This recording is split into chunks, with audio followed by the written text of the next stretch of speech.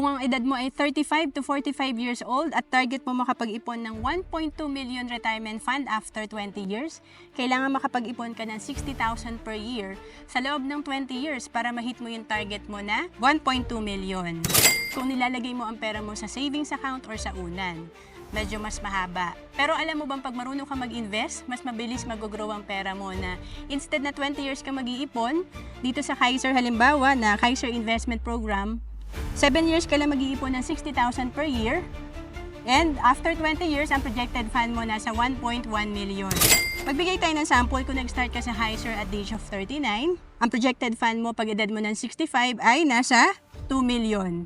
Ang Kaiser ay good as cash after 20 years at kapag hindi pa natin kinuha ang pera natin sa Kaiser after 20 years, patuloy pa rin mag-grow ang investment natin at may healthcare benefit pa rin tayo.